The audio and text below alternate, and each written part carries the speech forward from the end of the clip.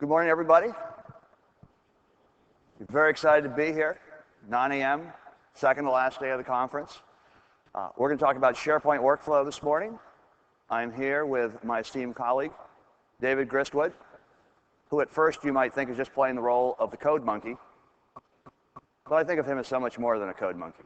Think of him as a challenged British code monkey with an alcohol dependency. So, Sharing, thank you. Should we just go ahead and get started then? Yeah, let's do it. Okay, so what we're going to do is we're going to talk about how to do workflows with SharePoint. One thing that might be helpful is I've just get a read from you guys. How many people here, whether you've done any SharePoint workflow or not, have been working with Visual Studio and the Windows Workflow Foundation and feel comfortable with the designer? Show of hands. Okay. And how many people really haven't done anything yet with the Workflow Designer? Anyone fall in that category? Looks about 50-50. Okay, thanks very much. Let's go ahead and move over to the next slide.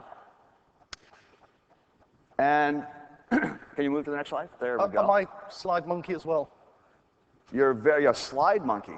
You're very multi-talented.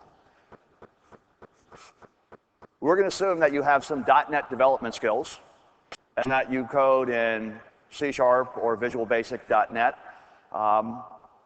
Now, we're going to be using Visual Studio 2008 for one of the demos. The workflow productivity story gets better, so we're going to kind of show that. But if you're using Visual Studio 2005, I mean, everything that we're going to show can be done with that. There's just a little bit more work that you have to do as far as building out the features and building out a solution package behind the scenes.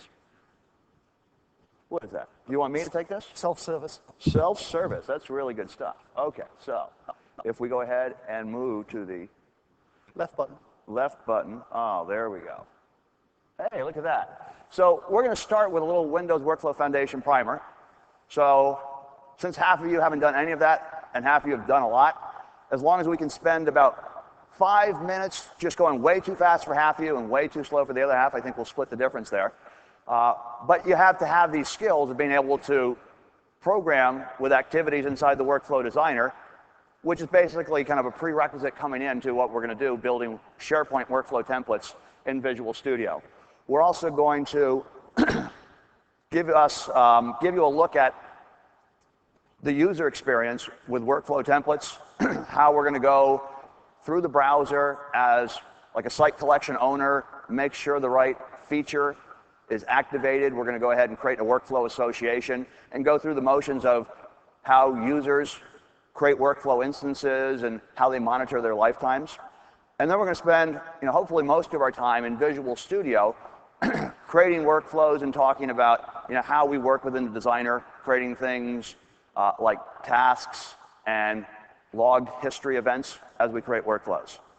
Okay, so let's just start with, why do we have the Windows Workflow Foundation? We have the Windows Workflow Foundation because all of us have the same problem. And that is, we're building these programs that automate some type of business process. In the world of SharePoint, it's typically a human-driven approval process, or possibly it's collecting feedback, and generally it surrounds a business document or a set of business documents.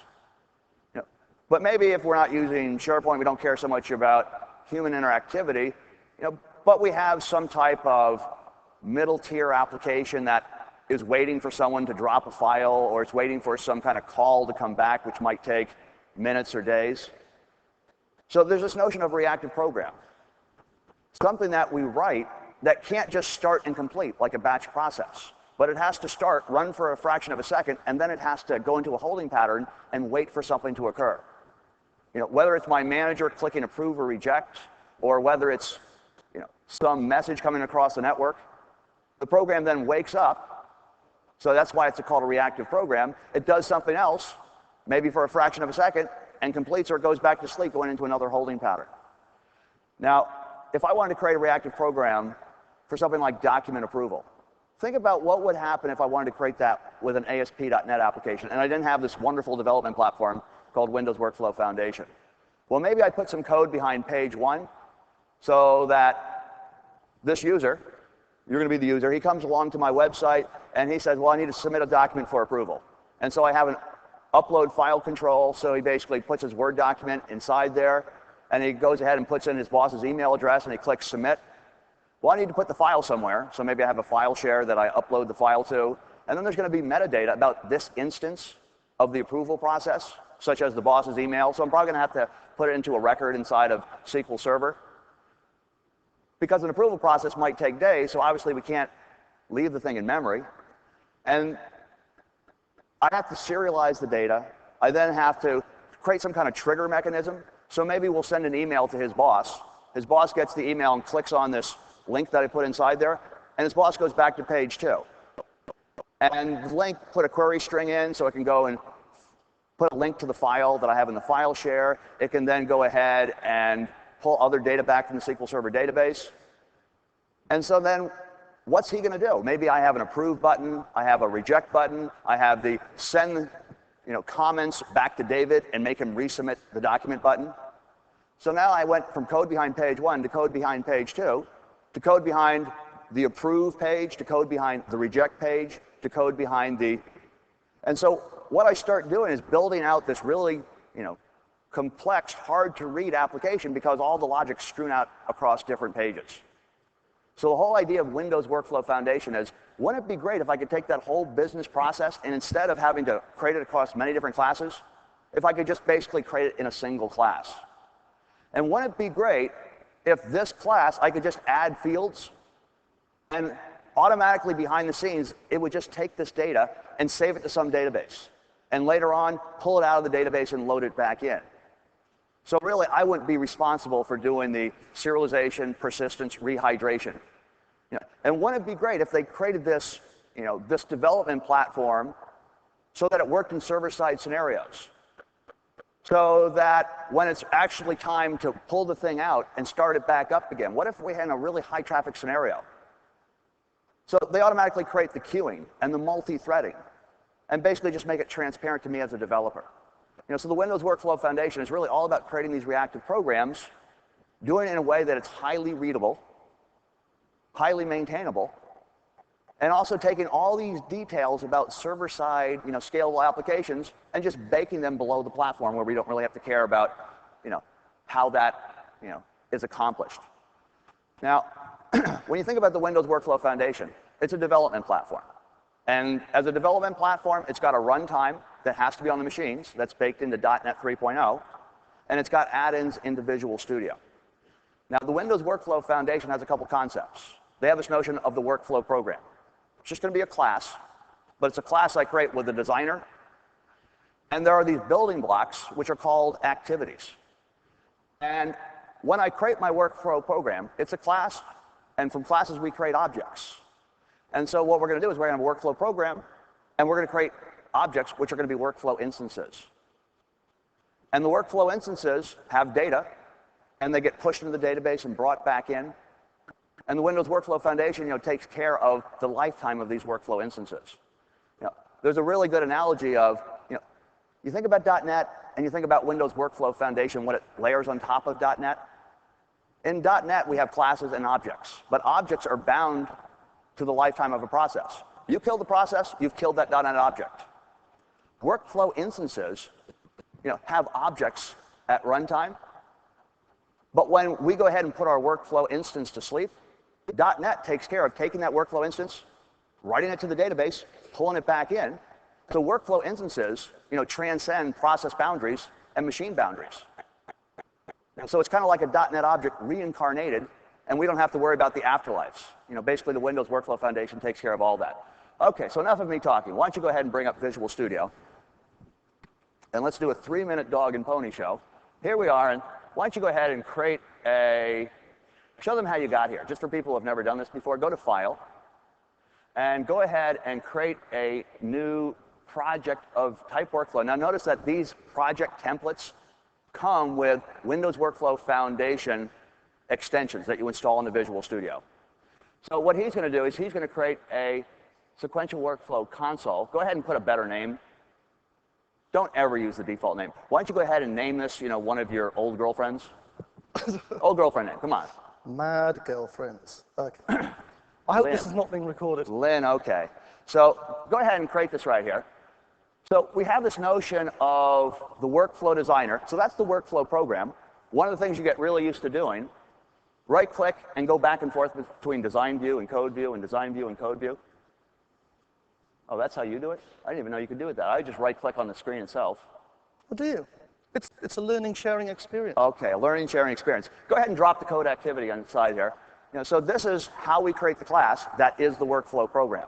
And then at runtime, we create instances, which are the workflow instances. Now, you have this notion of activities. And if you're new to this, they seem exactly like controls on a form. And I think that's really good to kind of make that comparison as you start doing this. And if you go back to, remember in the late 80s, I think at least 2 or 3 of you, were reading Charles Petzold, and we were programming Windows applications with C and C++. We were dealing with WinProcs. Happy days. And then VB came out, VB1, and all this idea of WinProcs just went away for the VB guys. And the C++ guys said, yeah, the VB is never going to take off. And 3 or 4 years later, C++ guys were never dealing with WinProcs again. But it was a big paradigm shift. And so we have the same thing here, where we don't want to code everything procedurally. If we can just have these components that we drag and drop on a designer, and so many of the issues of creating reactive programs and scaling and persisting and rehydrating just go away, that's the whole idea. And so an activity is a component we drag on the designer. Inside the programming model, there is this class called activity. Every activity has to inherit from that. And in one sense, activities are like controls because they have properties which we can address in a property sheet, and I create event handlers and I write my code behind them. But in another sense, activities are much different than controls because they have the ability to resume execution of a workflow program when an instance is rehydrated. So the way that's done is inside the heart of the activity class, they have this ability for the Windows Workflow Foundation to call into it and say, okay, you got through the first 3 instructions, but when we got to activity 4, you went to sleep. It's able to call back into activity 4 and resume execution. Okay. The other thing about the activity class is it has an execute method. So when we want to execute the thing, we start calling it. But we never call execute. What we're going to do is we're going to call start. And when we call start, the Windows Workflow Foundation then queues up a request to actually start. And it might be that the Windows Workflow Foundation runtime calls execute immediately. If you have a console application, nothing else is going on.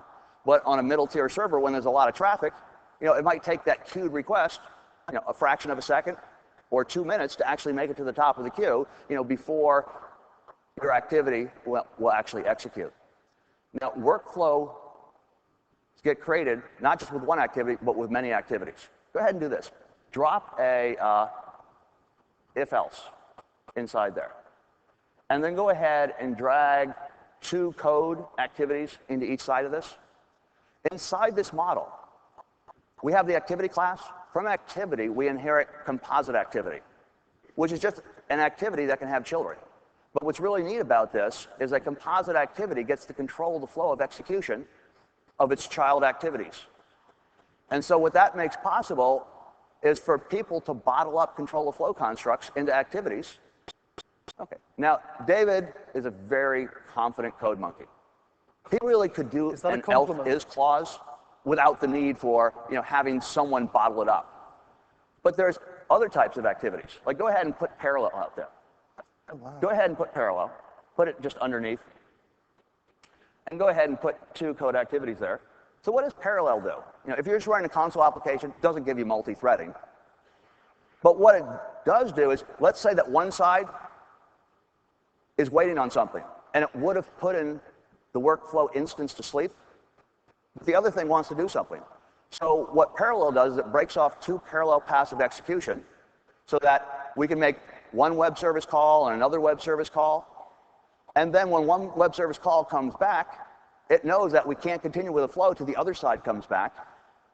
So certainly he could write the code to branch off parallel paths and do the synchronization. But basically just having this construct and dragging and dropping things inside there is going to be a lot easier.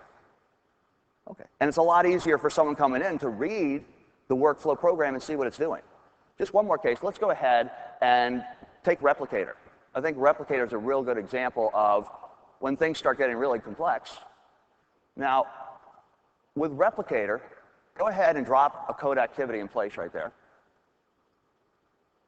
Okay, and now drop a second code activity inside there.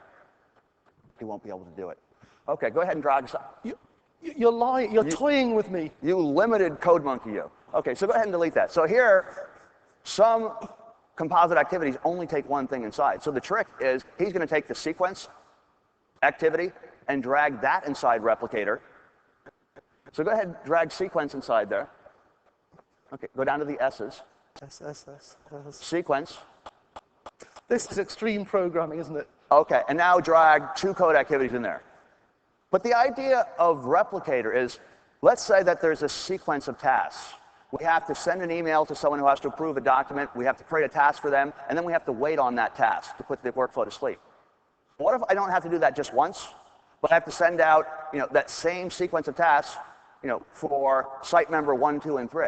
Well, I could do the code 3 times. What's nice about Replicator is once you create the task declaratively, with a piece of code, I can create three instances of Replicator and parameterize them all differently.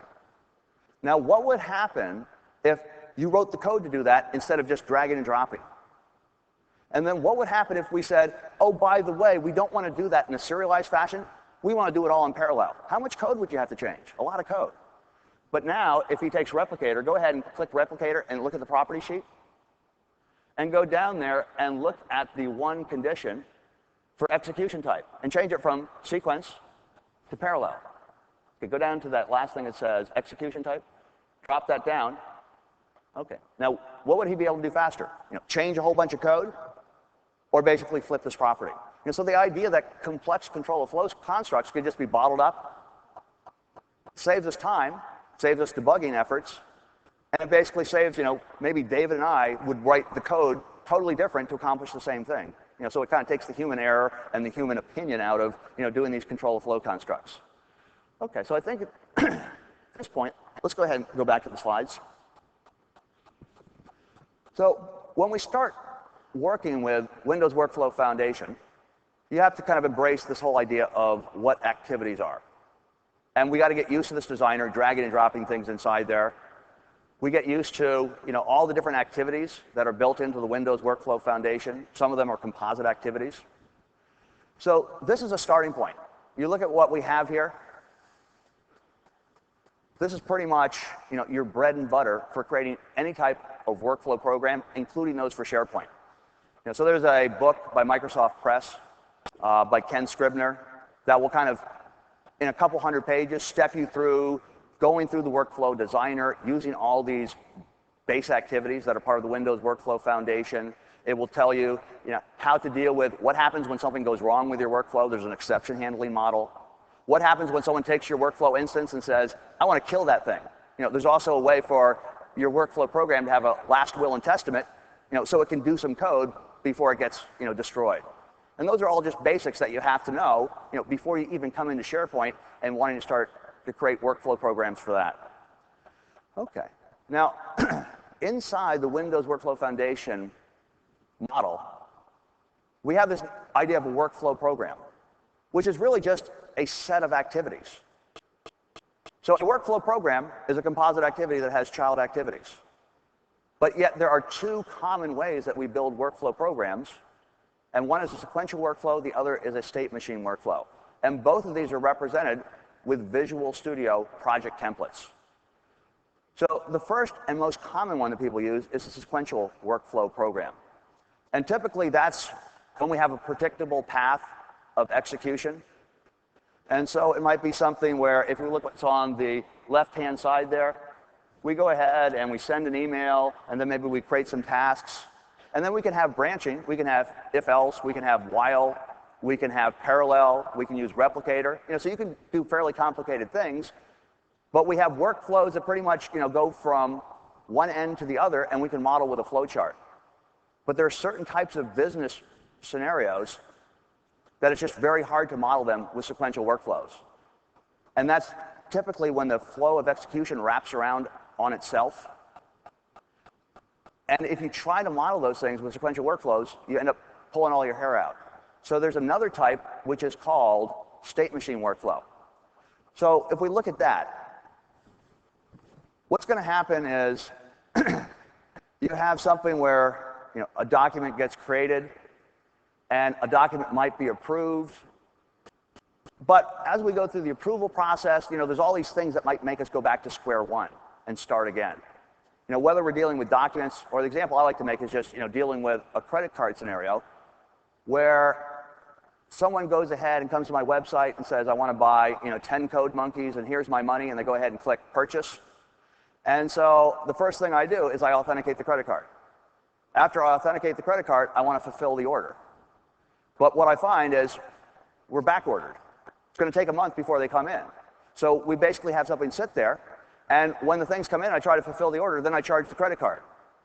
But the credit card is no good anymore. So basically we're back to square one. So if you can't model it with a state machine, with a sequential workflow, the idea of a state machine workflow is we model our business process in finite states. And then what we do is we create transitions, which is basically something that will move the workflow from state one to state two, and then we define events, which is the code that executes as I move from state one to state two.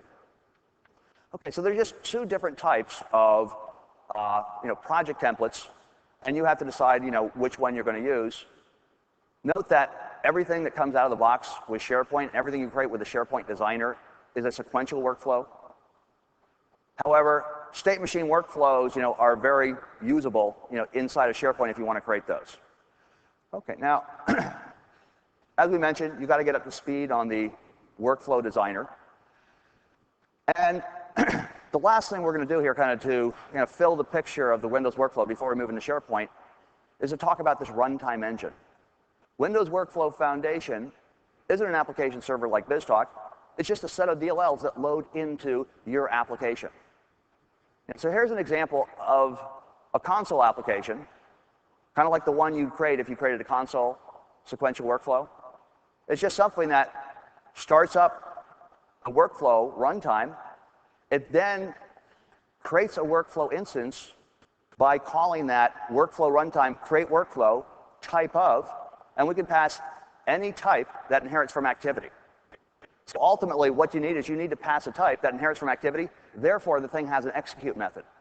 And it might be a single activity, or it might be a very complicated workflow program that's a composite activity that has hundreds of child activities inside there. Now, we never call execute. As I mentioned, we call start. And the Windows Workflow Foundation queues up a request, and when that request finally gets to the top of the queue, one of their worker threads takes it off and calls execute to start taking that workflow instance and running it through its life cycle. Now, one problem that we have with this console application is while it starts up the Workflow Foundation runtime, it doesn't add in a persistent service. So our workflow could never take its state, save it to a database, and then be woken up later on.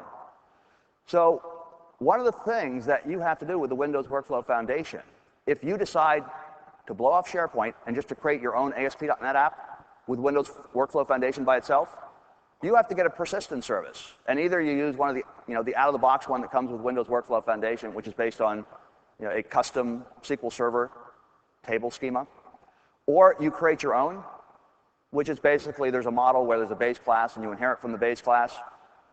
Well, once you find the persistence provider that you want, or the persistence service, then your application has to initialize the thing upon startup.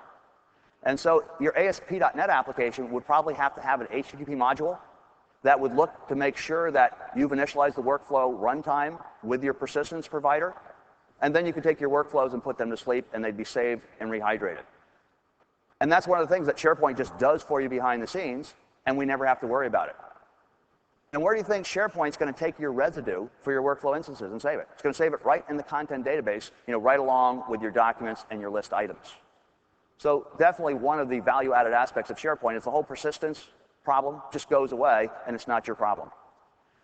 Now, when we start looking at SharePoint workflows, the SharePoint team, or the Office team, the SharePoint people in the Office team, decided that they needed a far more robust workflow engine than they had before, especially with the feedback they get which is over the years, Office applications like Word and Excel and PowerPoint are really good at creating documents, editing documents, reviewing documents.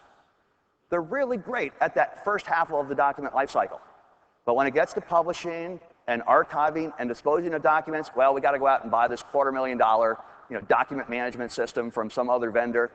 And so Microsoft definitely saw the light that if they want to, get into that, arena of being able to take care of the back end of the document lifecycle, they've got to step up and do something really big. So pretty early on in the design of SharePoint 2007, there was a decision, let's build it again from the ground up. And there's a lot of synchronization with the Windows Workflow Foundation team. And the idea was, well, let's build our new workflow engine and let's make the Windows Workflow Foundation kind of the platform on which we would build this new engine. So early on, they made this decision that we were going to create workflow programs, and they were going to run SharePoint workflows, and every workflow instance points to exactly one list item or one document. So in SharePoint, we can't have workflows that just run on the ether. They have to point back to a list item or a document. So you'll have this design issue. You're creating a workflow for a loan closing that has 14 documents. So inside your design, you then have to create a list, which is the loan closing list. And one of those list items is going to have the workflow run on that, and it can have metadata, to basically encapsulate those 14 documents inside there. But that's one of the things that you have to say is that every time we run a workflow instance, it has to be on a list item or a document. Secondly, when you look at the big picture in Microsoft, you kind of have BizTalk doing system workflows. We have SharePoint doing human-oriented workflows when we have interaction with humans. And then we kind of have Windows Workflow Foundation as a platform. You can do kind of either type of workflow, but you got to build everything from scratch. So when we deal with SharePoint workflows, generally it's the human interaction and its content inside a SharePoint site that we really want to put some type of automation around a business process with. So what they decided to do to add value on top of Windows Workflow Foundation is to add this human dimension of being able to create tasks for users, because SharePoint already has a task list, and it already has an editing surface for a user to go take a task and say task complete. But more than that, when we create a SharePoint workflow task, SharePoint does a really neat thing. It basically creates an event handler and puts it in place so when someone goes and edits that task, a trigger basically begins to execute to rehydrate the workflow and resume execution. And if you're just building something from scratch with Windows Workflow Foundation, the whole idea of being able to create UI and being able to have someone do something that triggers resumption of a workflow, it's a lot of work. And it's a lot of kind of low-level grungy stuff that kind of SharePoint makes disappear. So we have tasks. That's one thing that gives us a human dimension. The other thing that SharePoint is going to add in is this notion of a history list. And the idea is that a workflow program should be writing little notes about what happened. I created a task for Fred. Fred came in and modified the task but didn't complete the task.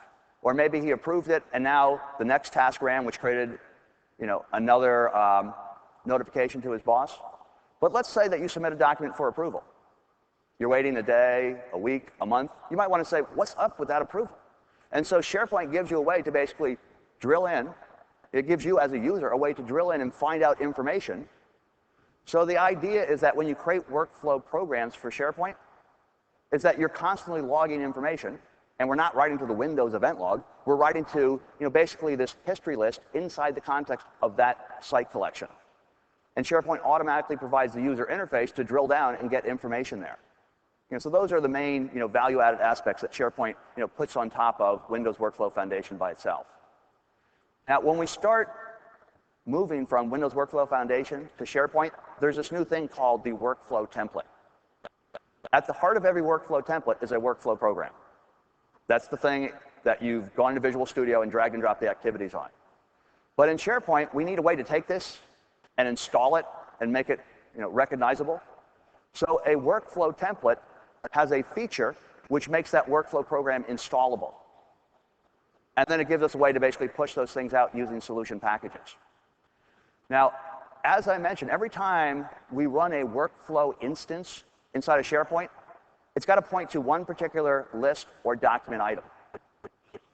But when that workflow instance starts running, it might decide that it needs to generate a task, so there's got to be some kind of task list, or it might want to log an event into the history list. So every time I take a workflow template, I have to configure it to work on a particular list, and I create what's called a workflow association. Once I created the workflow association, I can then create many workflow instances. So let's go into your machine, and let's just kind of do a quick demonstration here. Okay. And I am your blank canvas. Paint on me as you will. good stuff. Okay, so what we're going to do here is let's go to our site. Yeah. And inside of our site, what I want you to do is go to Site Settings. Go to Site Settings and go to the one page, which is Site Collection Features. And when we're dealing with workflow templates, they always are pushed out in site collection level features. And so if I look down here, keep going down, and find the one that has the fancy little insignia right there, which is the routing workflows. So this is the one that we're going to use. We're going to use one of the nice out-of-the-box workflows that comes with SharePoint Server, which is the approval workflow that comes in routing. But note that that feature has to be turned on for us to be able to see it. Now, David's created, this is a simple blank site, and we have a single document library called Proposals. So let's go to Proposals. And when he gets to Proposals, since he's a site collection owner, he can create a workflow association. So go to Settings, and go ahead and go to Workflow Settings. Now remember with SharePoint, we have workflow templates. That's the piece of code. We have workflow associations, which is a parameterized usage of that workflow template, and we have workflow instances. What's really horrible about the UI is it says, take a workflow and create a workflow so we can kick off workflows. So in your head, always be saying, is that a workflow template? Is that a workflow association? Is that a workflow instance? So this should be the Add a Workflow Association page. So what he's going to do is he's going to go ahead and find approval, and go ahead and create a workflow association called Legal Approval.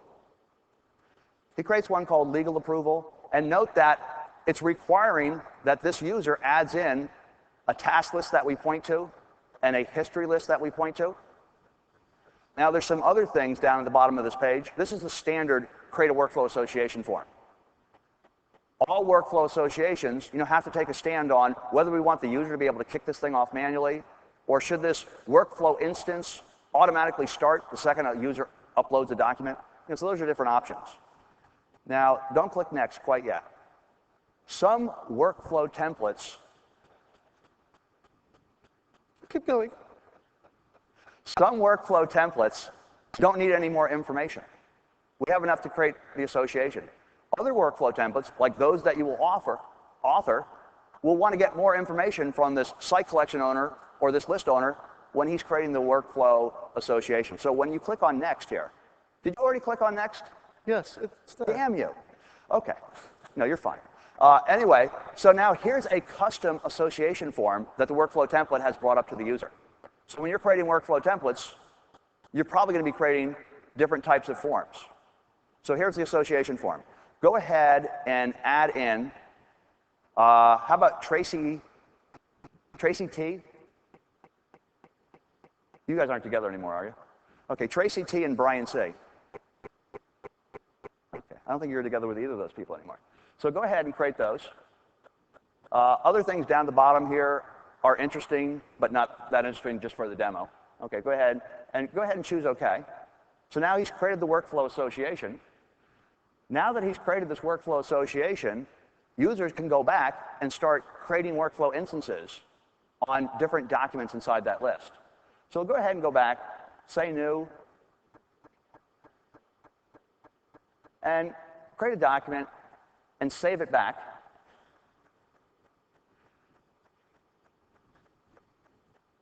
And once he saves this thing back to the document library,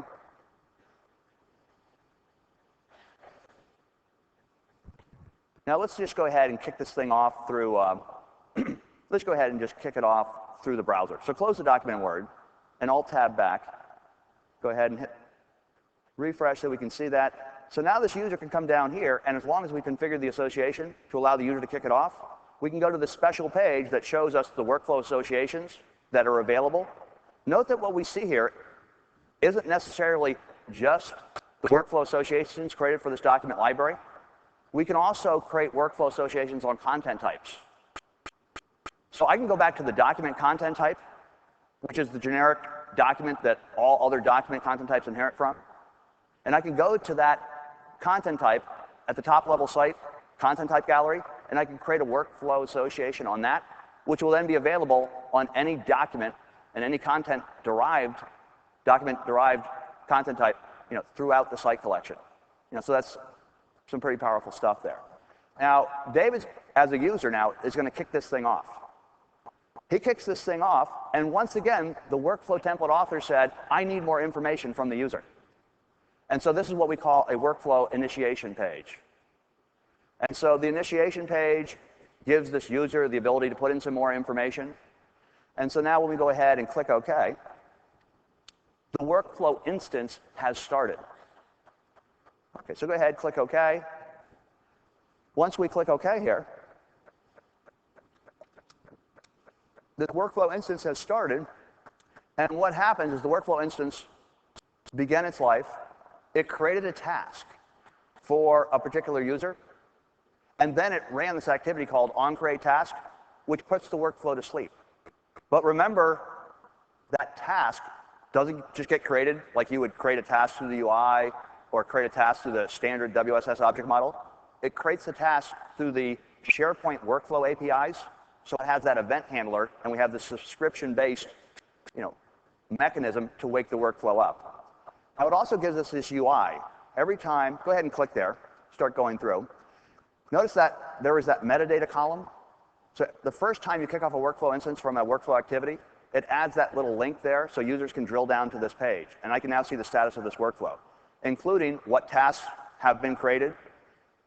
Now go ahead and say Edit Task. And so now it brings up yet a third form that's part of the workflow template. And this is the Task Edit form. And so generally what we want to do is get rid of the standard SharePoint Task Edit form because it's not streamlined. We want a custom Task Edit form that has the approve and reject button inside there. And so this out-of-the-box workflow template, provides those things for me. So go ahead and choose approve right there. And kind of now we've gone through the cycle of having the first user go and respond to the task. And when that task is modified, SharePoint went to the database, found the workflow instance, pulled it out, and continued running it. Okay, so now another user modifies the task, and we'll see that's going to take the workflow instance and take it to completion. Okay, now we were going to do more demos of the user stuff, but I think probably we should go ahead and move into the Visual Studio stuff at this point. Just we've kind of got now the basics of what is a workflow association, how do workflow instances work. So go back to the slides for a second. Okay, so what is the workflow template? It's the thing that we create that's going to be a class, which is a workflow program. It's going to have a feature associated with it, and it's going to have 0 or more forms. And the association form, and the initiation form, and the task edit form, are the 3 types of things that we're going to create. Users create workflow associations. The people that create workflow associations are generally privileged users, like the site collection owner, or the site administrator, or the list owner. And then we have the lowly users, who are the ones that are kicking the workflow instances off inside of SharePoint. Okay, so we went through and kind of showed, creating the workflow association, starting the workflow instance. Now, also note that if we wanted to get more information, we can drill down to a workflow status page, and anything that we decide to log, as a programmer, the user is going to be able to get to that information automatically. Note that there's one quirky thing with the workflow history list. By default, it's cleaned up after 60 days. And there's this issue where these things are going to get really full. So the default behavior is just go ahead and get rid of them after 60 days. You can find a lot of blog entries because there's a lot of messages going back and forth in the SharePoint developer community. There's ways to suppress that. But the idea with the workflow history is that we just have this audit log where you can say, hey, did we run that workflow like a year and a half ago? And you can drill down and find a play-by-play audit log of what went on during that approval workflow. But if you want those things, just to hang around, we're going to have, the ability to have large site collections and suppress the behavior to automatically clean it up after 60 days.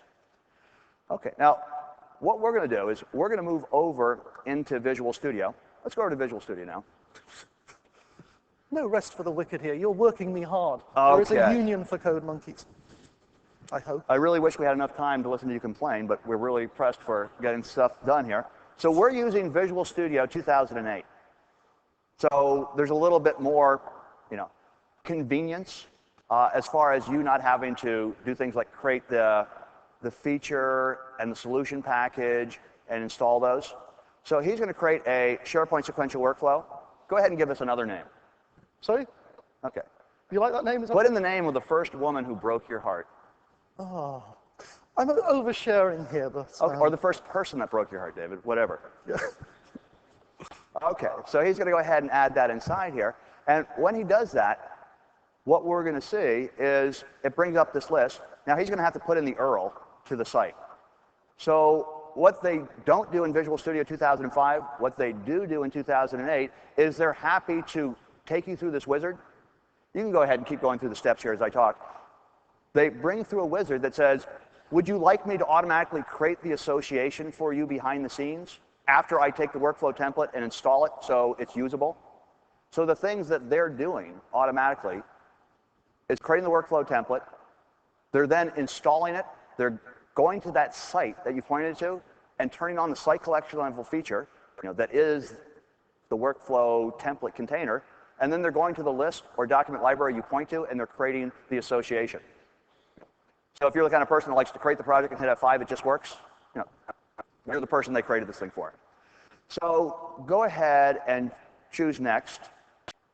And as you choose Next here, he's going to go ahead and step through the process of creating this set of things right here. So he's going to point to approvals. Note that he also has to point to a history list and a task list. Because it's going to create the association for us, it has to have that information. Go ahead and choose Next. And go ahead and choose Finish. So now it creates this workflow program for us. And so what we're going to do is just to do a hello world, we're just going to add some simple activities. So go ahead and bring up the designer. And inside the workflow designer, there's some special SharePoint activities that he's going to look at. And if he takes the log history activity, that's the thing that's going to be able to write inside there. Now, notice that when you create a SharePoint workflow program, they automatically add this one activity, which is called onWorkflowActivated. That has to be the first activity that runs in a SharePoint workflow. It initializes it. It creates, the GUID that identifies it and a bunch of other initialization data. That's important for SharePoint to be able to save the thing and pull it back in. So don't remove it. Don't put another activity before it. Now, if we look at this log history activity, let's go to the property sheet. There's two different things, history description and history outcome. And if we wanted to do something really quick, we would just hard code values inside here. But instead, there's a really good opportunity to kind of show you this thing called data binding, which is amazingly common when we work with SharePoint workflows. Let's do the first one. Let's do this. Go ahead and choose Cancel. Let's do the first one longhand. Go ahead and choose Cancel. And go into the code view. And what I want you to do is go to the top of this workflow program right here and go ahead and add a public field called history description. String, public string, history description. So one of the nice things about Windows Workflow Foundation and SharePoint, because it puts the persistence provider, is it will take all the properties and fields in your class and basically just save them to the database and bring them back in. And so all you have to do is put serializable fields and properties in here, and it does all that behind the scenes. So what gets to be really common is when we want data to live through the lifetime of a workflow instance, we just basically put the field inside here. Okay, now that we've done that, let's go back to the design view. We've got this field that we can basically have a persistent piece of data in. Well, there's a child activity that needs a piece of data. And certainly we can like write code to transfer data between the parent activity and the child, but what gets to be easier, and much easier to write and maintain, is to use this data binding technique. So he's going to go to workflow description. He's going to click on this little button right here. And I want to bind this child activity property to this field that's in my parent class, which is the workflow program itself. He can take history description there. He can choose OK. And this gets to be so common that there's a convenience, not just to do the binding, but to create the field in the parent and then do the binding all in one swoop. So go ahead and go into history outcome. And this time he's going to say create. And go ahead and create a field and go ahead and name it. Fields and properties. The short story is properties are probably better in the long run because they can reduce the footprint. But fields are much better to show the first time you explain this to someone. Okay, so if he goes ahead and adds a field in, go back into code view, just show them what happened behind the scenes. It basically just did the same thing we did. Basically just added something into our class, but it also adds the code, so when that child activity runs, basically it pushes the data inside there. So now, if we go back to the design view, and he creates an event handler, what happens, and go ahead and, for the first one, history description equals hello world. So imaginative. That's very good. And then, let's say history outcome equals, now let's do something real useful. There's this little field that was there automatically called workflow properties. So he's going to use workflow properties. If you notice, there was that other activity called onWorkflowActivated. So what we get by default is this field that holds on this special object, which is the workflow properties. And so what happens is when the workflow instance starts, they create this object. And then they pass a reference off to this guy called onWorkflowActivated.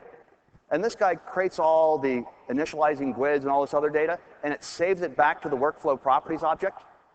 And then that activity goes away, but now this workflow properties instance is just there for the lifetime of the workflow. And it's very useful because I can go in this case right here, let's go ahead and take the workflow ID. We'll just get the GUID. So workflow ID, and let's just do a toString. And remember, best practices, when we show GUIDs to users, always make them uppercase. Usability. Okay.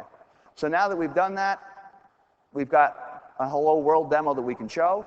So let's go ahead and we should just be able to build this and run it. Does that seem right to you? It would be wonderful, yes. Okay. The operator plus cannot be applied to type string. No way.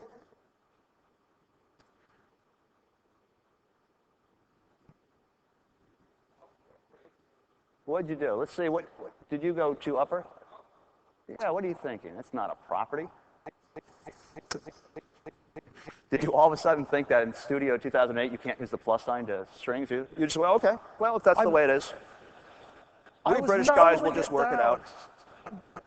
Okay, so go ahead and build that. And as I build, remember what it's doing. It's creating the workflow template solution package. It basically installs it into SharePoint. It goes to the site, activates the site collection level feature, and then it creates the association and parameterizes it on the list that we pointed it to. So just it's a convenience. All this happens behind the scenes. And so after we do this, should we be able to go now back to the browser? It'll launch it for us. This is Visual Studio. It's going to launch it for us automatically? It knows what we want to do. Okay. Is it deploying bottom left corner? It's just going up and deploy going. succeeded. Deploy. It's going through its motions right here. Oh, there it goes. Now this is where we're supposed to have all those filler jokes. Okay, so it told it was busy. Now it starts saying website found. It's bringing up the browser. It's going through the process of. We need something to amuse them. Okay, as we go through here, what we should see is that as the workflow instance runs, we're just going to write to the history list, and we should be able to go back and see that. And after we get the first thing running, we're going to go back and we're going to, interactively build one more piece of functionality into the workflow, and that's to create a task and wait on a task. Okay. No good jokes that you have? Let's hear. Okay, there we go. We need a new document, I think, because we're still in progress on the other one, don't we? Well, in progress is not a big deal. Is it not? Because we have a whole different association here. Oh, okay. Yeah, go ahead and close that down. There's no problem running, two workflow instances on the same document as long as I have two different associations. Note that from one workflow template, like approval, I can create 3 or 4 different associations, because maybe one's parameterized to do a legal approval, and it has the email addresses of the guys from the legal department, and I have another one, same workflow template, but I just parameterize a second association to do the art review. And so the rules are that you can be running multiple workflow instances on the same document, but you can only be running one workflow instance from one association at a time. But yet I can run multiple workflow instances on the same template as long as I've created multiple associations. Okay, so he's going to go ahead and kick off the workflow right here. And now we see Sarah. Go ahead, see if she'll break your heart a second time. Okay, now we'll go through here. I hope history will not repeat itself. Completed, so we haven't really done anything interesting. It says completed. Go ahead and drill down. And you can see that, we've done hello world. We've got our outcome inside there. So now, we're in the building. We're starting to do productive work. Also note that when workflows run, they don't run as the user that kicked them off. They always run as SharePoint/system. And so one of the things that you might want to do is you might want to audit a particular user so that workflow properties, has the username. And it is, if you want to go ahead and create a document and have, that user be the creator of the document, that's one of the main times where we use impersonation to impersonate that user before we create something. So just while you're running a system. And if you want to switch that, you have to do that, via code. So now what we're going to do is just to add in 2 more activities. We're going to add in create task. And after we add in create task, we're going to add an on task change, just so we can give you the basics of the most common thing you're going to be doing in SharePoint. You're going to create a task, and you're not going to create a task the regular way. You're either going to program against the SharePoint workflow API to create the task, or you're going to use this activity. So that creates the task, but it puts the event handler in place, that gives us the, resume behavior. Now, when we create the task, what David's now going to do is create a correlation token. If you're like me, you'll sit around for 2 weeks saying, well, how do you create the correlation token? I'll look online, and then the first time someone tells you, you type task token in, you hit enter, and you're done. So now we've created this task token. When you create one of these correlation tokens, you have to point to a parent activity, which in this case is going to be workflow 1. And then we're going to go to basically both task activities and point them to the same correlation token. So SharePoint just needs a way to say, do these 2 things really work on the exact same task instance? So first of all, we create the correlation token. Secondly, we have to create a GUID. So we look at the GUID that comes out of the box, and I have a feeling that's not going to be unique across time and space. No. So what are we going to do here? So he's going to go ahead and create a new member here. He's going to create a field, and he's going to call that task ID. And now that he's created that particular field, why don't you also create the binding for the, okay, you're going to bind both task ID there. Okay. Is that okay? And then let's go back to that right there and go ahead, and you created the task ID binding. Go ahead and create the binding for the task properties. Not task outcome. But go back to, is that first task selected? Oh, you've got complete task, not create task. Sorry? You've messed this all up. Go ahead and delete both those. You have complete task, not create task. Have I messed up? You have messed up. Okay, no bananas for you. Go ahead and delete those. Both of those? Just delete both of them. Yeah, we'll just start again. You're a perfectionist. And go ahead and add in create task.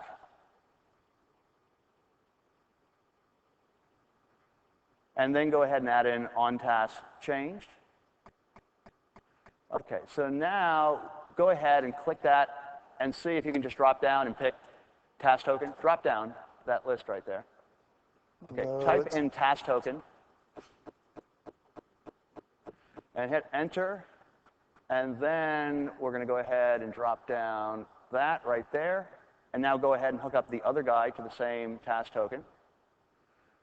Now we'll go back to create task, and now we should just be able to bind to task ID because it should still be there. Yep. Okay, so we're going to bind to task ID. And we're going to go to the second one and bind it to the same GUID. Okay. And then let's go back to create task, and there's this one other object that we want to be able to deal with, and that's the one for the task properties. So go ahead and have task properties, and go ahead, choose OK. Now you're going to right-click on create task and create the event handler. So this pattern of doing the data binding to flow data from the parent to the child or vice versa, and then creating the event handler to go do something so we can initialize the data before it gets passed to the child object. That's just a very common pattern that we have all through SharePoint workflow design. So what we're going to do is we need to create a unique GUID for this particular task instance. So he's going to say GUID.newGUID. And then we also want to give this task some initialization properties. So we're going to say task properties.title. And we'll say something like review. Well, I think in the next version, they actually have gone to the ampersand. The what, sorry? They've gone to the ampersand in C#. Okay. No, use the plus sign. It works just fine. Yes. Okay, so review space. Okay. Quote space plus space. I have no artistic freedom. Workflow properties. So workflow properties is the guy you're going to keep coming back to. In this case, we're going to say workflow properties.item. Because remember, there's always an item, which could be an item or a document. In this case, since we know that we've used it on a document library, I'm going to be able to say workflow properties.item.file.name. So I just basically want to get information about that one particular thing there. We'll say task properties assigned to, and so let's just say workflow properties.originator. But probably you have some email addresses or some Active Directory names that we'd put into the assigned to, so that when the task got created, it would be sent to them. And then let's say due date, and let's say date time.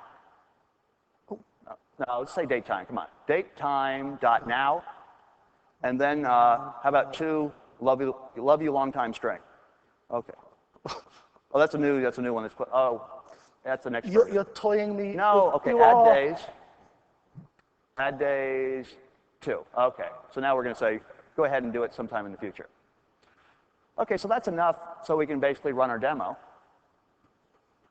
But no, actually, we need to do a little bit more. Let's go ahead and go back to the design view. And so now we've done the work and the data binding and the event handling code to initialize the GUID and the task properties. And so that's going to create the task. And the blue things are action activities. The green things are event activities. Generally, we have those because we want to put the workflow instance to sleep, and we want the workflow to automatically wake up and start executing. And then after someone changes the task and our code wakes up, we probably want to see what they've done. So let's do this. Let's go to our green activity. They're green because they're waiting to go. Very good. That's how I remember it. I'll just shut up. There's a problem with his microphone. It's on. Okay, just a kid. There's 2 different things here. There's after properties and before properties. And so basically, that's just an object that's going to give you, the state of the task, both before and after it was modified by the user. So in this case right here, let's go ahead and create a field for the after properties. And now that we've created the field, you can do it for before properties too, even though we won't use it in the demo. But if you wanted to compare the before and after state of the task, go ahead, create the field. Now we're going to right-click on task changed, and we're going to create an event handler for that guy, unless you've already done it. While you were talking. Okay, so now why don't we do this just to show some visual gratification that our code is actually running. why don't we say history description equals afterproperties.title. So afterproperties.title. Okay. And then let's say history description equals we're all done. Or whatever the British equivalent of we're all done is. Sorry, Okay. Space. Enter. Enter, yes. No, put your semicolon back. History outcome. Oh, that one, yes. History outcome equals we're all done. And then we have to do one more thing for the visual gratification. We have to go back to design and add in one more history log activity at the end and go ahead and bind those two fields, history description and history outcome, to those two properties down here. Okay. So now that he goes ahead and does the binding of both these, now we should have a fully functioning demonstration. There we go.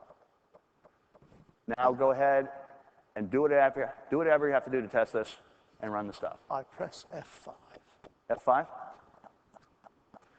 Okay. So what Deploy we should failed. see. What? Oh, this is. You, oh no, Yeah. The beta. You've taken it too far. The beta often shows you all these red things saying you've done everything wrong, which is just some kind of strange refreshing problem. Even though we've done everything right, as far as I can tell. So now, when that user kicks off the workflow, it's not just going to run to completion. The workflow is going to create a task, and it's going to put the workflow to sleep when it hits on task created. And then that workflow instance could just sit there in the content database for days and weeks and months on end. And when someone actually modifies that task, SharePoint's going to basically pull that workflow instance back in and start execution, right at that event handler that has that code inside there. We are hitting that bug, Ted. It's building but not deploying.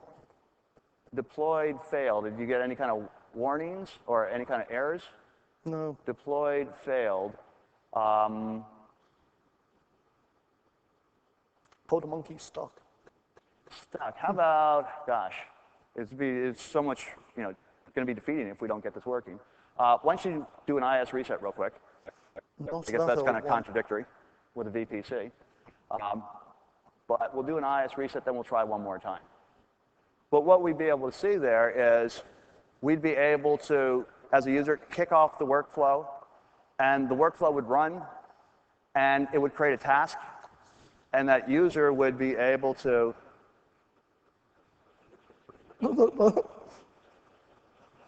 I told you about showing pictures of my twin brother. Okay. So now we're going to try one more time. You click different buttons than I do. I click the build one, just to check. My code's fine. Okay, build succeeded. Deploy. Deployed failed. I don't know. Maybe it does work. Let's go try it. Let's just see if it works. Okay. Let's see if it. The association is Sarah? It should still.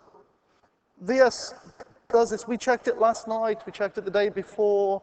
It was well behaved. You weren't all here and looking at it. It was fine. So, yeah. One more time. Okay. But generally what you're going to find is you're going to do so much of your work, creating tasks, waiting on tasks, and you're going to have to take creating the task and responding to the user modifying a task with some kind of while loop or some kind of control of flow construct. I mean, our demo just basically stops, and once they modify the task, we keep going. But basically, taking the onCreate task and putting it in a while loop and maybe put it in a replicator, those are the kind of things that you're going to do as you get, more traction into creating these type of workflows. We still get that failed? Yeah. If we go back and. Yeah, I think we build up love and trust with the audience. I think they know deep in their hearts it will work. The demonstration failed, but the theory remains unchanged. That's why we haven't shipped it yet. Yeah. Well, that's good stuff. Anyway, let's go ahead and let's run some code that we know works. Go ahead and load in the Litware Workflows project. What we haven't done yet, and what gets to be much more difficult, to do is to add in the integration forms. I want to have an association form, I want to have an initiation form, I want to have a task edit form. And there's basically two different approaches that we can use. So behind the scenes, go ahead and load in Litware workflows. And then we're going to go back to the browser, and we're going to go through the process of, having the workflow template be activated by turning on the site collection level feature. And then you're going to create a workflow association. And then we're going to basically go through creating a workflow instance. So when we want to create forms, what we have to do is we have to start working with XML files, which is basically the feature.xml and the workflow.xml file. Visual Studio 2008 doesn't help you there. So now you have to kind of immerse yourself in these particular files and understand what's inside there. So now it's just having trouble opening a project? No, it's just, It's just doing its own stuff. Yeah. Okay. Why don't you switch over to the slides for a second? Okay. Now, one of the things we did is we went through the process of creating the workflow program, starting to move through, building out the activities with data binding, generating the event handlers inside there. Now, one of the things that Visual Studio 2008 is going to do behind the scenes is to create your feature.xml file, and note that scope equals site, meaning it's scoped to the site collection level. So all your workflow template have to be pushed out in a feature where scope equals site.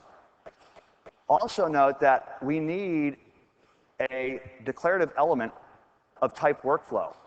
And that basically points to our DLL that has our workflow program inside there. Now, if I don't have input forms, that's all you need. And the demo that we were going through and building was basically showing you how to create a task, how to wait on a task, initializing the task. So these are the things that we did. And the part of the demo that we didn't get working was creating the task and then blocking on the task. Now, what we're going to move into now is working with input forms. So there's this one demo, and this code is something that you can download and run yourself. And this will kind of show you how to get started. So what we're going to do is we're going to go to our feature.xml file. We're going to go to our workflow.xml file, and we're going to start adding metadata. Notice that there's an association URL, an instantiation URL, and a task list content ID. You'd have to do this if you were building your input forms with ASP.NET.ASPX pages that are custom application pages. It's going to be harder to go down this road, but one benefit is then you create workflow templates that can run on WSS that don't require SharePoint Server. The much easier route to take is to use InfoPath input forms, but when you do that, you pretty much are creating workflow templates that require SharePoint Server. So those are an important design issue that you have up front. But note that if you're going to create .aspx pages as your input forms, you create them as custom application pages, and you basically just point to the association and the initiation URLs inside here. How do you replace the task list or the task edit form? Notice that we have a task list content type ID, not a task list URL. So what you have to do is you have to create a custom content type that inherits from task workflow. And with a custom content type, you can replace the edit and display forms. So basically, that's what you have to do. You have to have a content type that replaces the edit form, and then you have this, which is the GUID that points to your custom content type. All this is going to go away if we use InfoPath forms. Now, if we go through the demo, we're going to have this association form that comes up. We're going to have an initiation form that goes through there. What's our time left? We got 5 minutes? So I think I should just kind of drive this through the slides at this point. We have a lot of the slides that can show this. But do you have the project open? Yeah. Okay, give me one more second. Well, basically, if you go through here, there's the types of forms that you can add to a workflow project. The association form, the initiation form. There's also this notion of a modification form. Sometimes you want to give the user the ability to modify the workflow in such a way that it's not related to a task. Maybe you want to allow the user to take away a task that assigned, approval responsibility to one user and reassign it to another. So this whole idea of the modification form allows you to add links here so that people can basically bring that up and change something. And also, changing the task edit form is really a common thing. Now, one thing that we'll see, once you go ahead and switch over, and what I want you to do is bring up the code. You got that open. Bring up the code inside of litware approval association.cs. Not the approval, but the association form. Now, this code right here is going to be pretty complicated, and it's boilerplate. But what you have to do is you have to initialize this form, and you have to recognize whether the user has asked to use an existing task list or whether the user wants to create a new task list. And then if the user wants a new task list, you have to create it. You also have to call into the API, and you have to be the one that creates the association. And you have to differentiate whether you're creating the association on a list or a content type site level or a content type defined inside the list. So there's a lot of code that has to go behind here. And it's one of the reasons why you might prefer InfoPath, because all this code, which is kind of boilerplate but fairly hard to write and fairly undocumented how to write it, all this will go away if we move over to InfoPath forms. At the end of the day, all the association forms and initialization forms are doing is they're presenting controls to the user, and they're either taking an XML document and populating the controls, or scraping controls and pushing an XML document back inside there. So InfoPath gets to be a really useful thing because all the code for scraping those forms and creating the history list and creating the task list and parameterizing the workflow association are just all done by code that's baked in behind the scenes. Okay, let's go back to the slides. I think I have to kind of get through the last stuff. If we use InfoPath, like I said, the coding behind those forms disappears. I'm going to create an InfoPath form. It's got an XML schema behind it, and we can basically push things back and forth with InfoPath. Now, what happens with InfoPath is that inside of my workflow.xml file, instead of having the association URL and the instantiation URL point to my forms, they point to a generic InfoPath form loader. That's the same no matter which InfoPath form it's loading in. So what InfoPath forms require is that you leave the pointers to these pages the same, but then we start putting extra information that identifies our InfoPath form.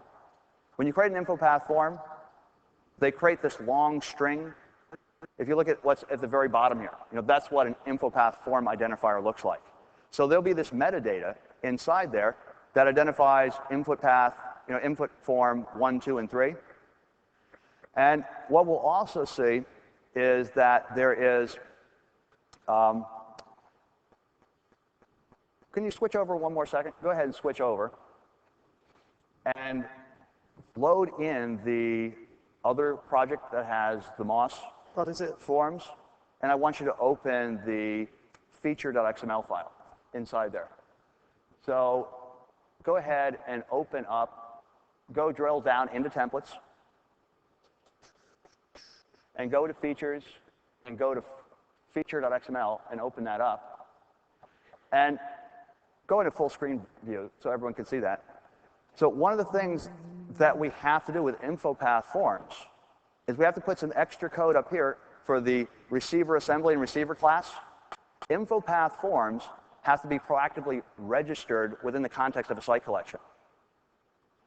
So when someone activates a feature, what happens is a piece of code that the SharePoint team wrote fires.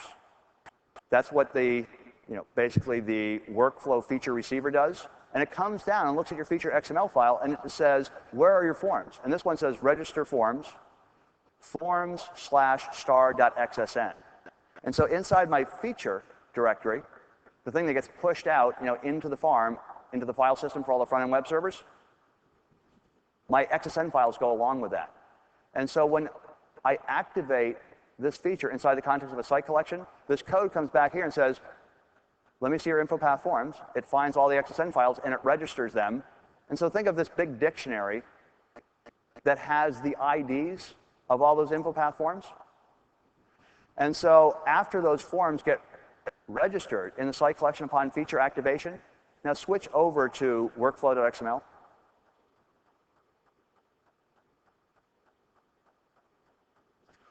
What we're going to see here, and go into full screen view one more time, is that now we have metadata down here that points to the association form, the instantiation form, and the task edit form. So first of all, we don't ever have to worry about code behind forms. We just create the info path forms, and we're done. There's some tricky things to create the info path form, but there's no code behind them. How do we get the custom task list? One more thing. Go ahead and go back out of full screen mode. The last source file that we want to show them here is going to be the content type. So go to, is this the MOS one? Yep. Where is the, oh, I'm sorry. You don't have to worry about the content type. If we went back to the ASPX one, we'd have to have a custom content type to basically point to our task edit form. But here, once again, you just have an info path form, and they've provided the content type out of the box that once again loads a generic form that just goes back and finds the ID of your info path form and knows to load that inside there. So there's no custom code required for info path, and there's no need to create a custom content type to basically replace the task edit form. Okay, let's go back to the slides. I think we have to finish up now. We apologize for that demo not going the way we want it to, but hopefully as you go through here and kind of see the background of what has to go inside these files, you'll be able to start pulling out, creating the different forms that you have.